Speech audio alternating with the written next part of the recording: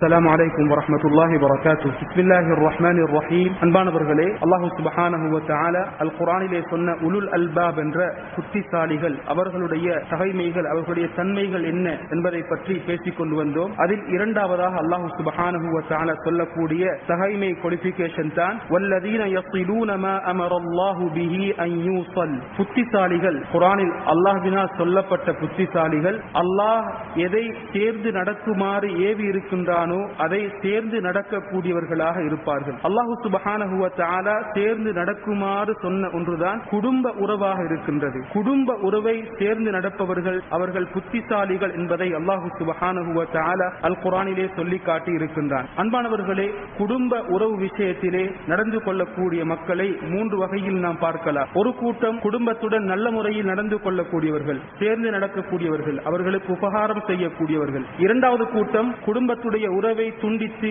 அதை விட்டும் ஒதுங்கி வாழக்கூடிய கூட்டம். மூன்றாவது ஒரு கூட்டம் குடும்பத்துடன் சேர்ந்து நடக்கவும் மாட்டார்கள், அவர்களுடைய உறவை துண்டித்து வாழவும் மாட்டார்கள். என்னும் ஒரு வாசகத்தில் சொல்ல போனால் அவர்களுக்கு உபகாரம் செய்தால் பிரதி உபகாரம் செய்யக்கூடியவர்களாக இருப்பார்கள். இப்படி மூன்று கூட்டத்தை நாம் பார்க்கலாம். அன்பானவர்களே, ஹதீஸ்களிலே குடும்ப உறவை சேர்ந்து நடப்பதிலே நிறைய சிறப்புகள் சொல்லப்பட்டிருக்கின்றது. கிட்டத்தட்ட 16 வகையான சிறப்புகளை குடும்ப உறவை சேர்ந்து நடப்பதிலே ஹதீஸ்களிலே சொல்லப்பட்டிருப்பதை நாம் பார்க்கலாம். நபி ஸல்லல்லாஹு அலைஹி வஸல்லம் அவர்கள் சொல்லி காட்டினார்கள், ஒருவருக்கு கெட்ட மரணத்தை விட்டும் பாதுகாக்கப்பட வேண்டும், தன்னுடைய ஆயுளிலே நீண்ட நாட்கள் வாழ வேண்டும், அவருடைய ரிஸ்கிலே அபிவிருத்தி உண்டாக வேண்டும் என்ற மூன்று ஆசைகளும் யாருக்கு இருக்கின்றதோ அனைவருக்கும் இருக்கக்கூடிய ஆசைதான் இது. நீண்ட காலம் வாழ வேண்டும், நல்ல தன்னுடைய செல்வம் பெருக வேண்டும், மூன்றாவது கெட்ட மரணத்தை விட்டும் தன்னை பாதுகாத்துக் கொள்ள வேண்டும் என்ற ஆசை அனைவருக்கும் இருக்கின்றது. நபி ஸல்லல்லாஹு அலைஹி வஸல்லம் சொன்ன வழிதான் ஃபல்யத்தகில்லாஹ் வல்யஸில் ரஹிமஹ். அவர் அல்லாஹ்வை பயந்து கொண்டு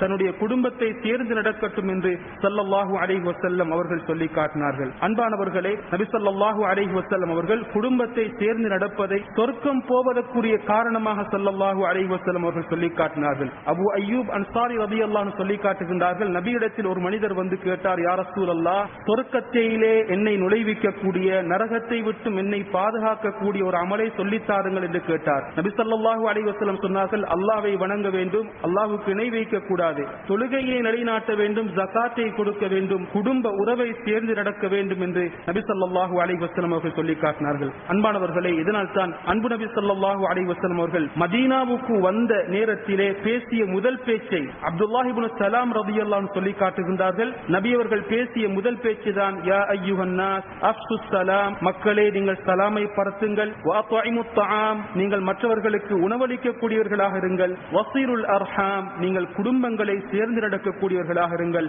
வஸல்லு பில்லைல் வன்னாசு நியாம், நீங்கள் இரவு வேளையிலே மக்கள் தூங்கும் பொழுது தொழக்கூடியவர்களாக இருங்கள், தத்குலுல் ஜன்னத பிஸலாம், நீங்கள் ஈடேற்றத்துடன் சலாத்துடன் நீங்கள் சொர்க்கத்திலே நுழைவீர்கள் என்று ஸல்லல்லாஹு அலைஹி வஸல்லம் அவர்கள் சொல்லி காட்டியிருக்கின்றார்கள். அன்பானவர்களே, ஒரு மனிதன் அல்லாஹ்வையும் மறுமை நாளையும் நம்பி இருக்கின்றான் என்பதற்குரிய அடையாளம் குடும்ப உறவை சேர்ந்து நடப்பதாகும் என்று ஸல்லல்லாஹு அலைஹி வஸல்லம் சொன்னார்கள். மன் கான யுமினு பில்லாஹி வல் யௌமில் ஆகிர் ஃபல்யஸில் ரஹிமஹ், யார் அல்லாஹ்வையும் மறுமை நாளையும் நம்பி இருக்கின்றாரோ அவர் தன்னுடைய குடும்ப உறவை சேர்ந்து நடக்கட்டும் என்று ஸல்லல்லாஹு அலைஹி வஸல்லம் அவர்கள் சொல்லி காட்டியிருக்கின்றார்கள். அல்லாஹ்வுக்கு மிக விருப்பமான அமல் குடும்ப உறவை சேர்ந்து நடப்பது என்று ஸல்லல்லாஹு அலைஹி வஸல்லம் சொல்லி காட்டினார்கள். ஹஸ்அம் கோத்திரத்தை சேர்ந்த ஒரு மனிதர் நபியிடத்தில் கேட்டார், யா ரசூலல்லாஹ், அல்லாஹ்வுக்கு விருப்பமான அமல் எது என்று கேட்டார். நபி ஸல்லல்லாஹு அலைஹி வஸல்லம் அவர்கள் சொன்னார்கள், அல் ஈமானு பில்லாஹ், அல்லாஹ்வை நம்புவது, ஈமான் கொள்வது. அதற்கு பின்னால் கேட்டார், சும்மம, அதற்கு பின்னால் என்ன யா ரசூலல்லாஹ் என்று கேட்டார். நபி ஸல்லல்லாஹு அலைஹி வஸல்லம் சொன்னார்கள்,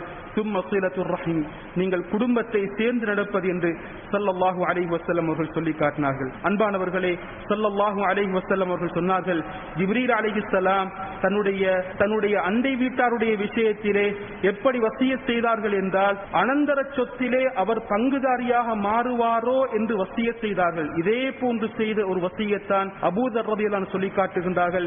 என்னுடைய நண்பர் எனக்கு, என்னுடைய ஹலீல் முஹம்மது ஸல்லல்லாஹு அலைஹி வஸல்லம் வசியத் செய்தார்கள், அல்லாஹ்வுடைய விஷயத்திலே பழிப்பாளரின் பழிப்புகள் உனக்கு எந்த ஒரு பாதிப்பையும் உண்டாக்க கூடாது. அல்லாஹ்வுடைய மார்க்கத்துடைய விஷயத்திலே நீ ஒன்றை செய்கின்றாய், அல்லாஹ்வுடைய கட்டளைக்கு வழிபடுகின்றாய், இந்த நேரத்திலே ஒரு கூட்டம் அதை குறையாக பார்க்கின்றார்கள், இதை நீ பொருட்படுத்தாதே. இரண்டாவது சொன்னார்கள், குடும்பத்துடன் சேர்ந்து நடக்குமாறு சொன்னார்கள்.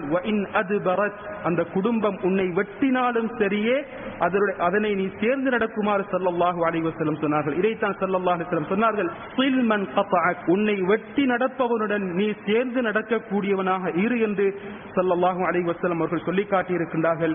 அன்பானவர்களே, குடும்ப உறவு என்றால் என்ன, குடும்பத்துக்கு செய்ய வேண்டிய கடமைகள் என்ன, இதை நாம் புரிந்து சரியான முறையிலே நடக்கும் பொழுது இன்ஷா அல்லாஹ் நல்ல ஒரு உறவை சமூகத்திலே கட்டியெழுப்பலாம். அல்லாஹ் சுப்ஹானஹு வ தஆலா குடும்பத்தை உண்மையான முறையிலே சேர்ந்து நடந்து அவனுடைய அன்பை அடைந்த கூட்டத்திலே எம் அனைவரையும் ஆக்கியருள்வானாக. வஆகிரு தஅவானா அல்ஹம்துலில்லாஹி ரப்பில் ஆலமீன். வஸ்ஸலாமு அலைக்கும் வரஹ்மத்துல்லாஹி வபரகாத்துஹு.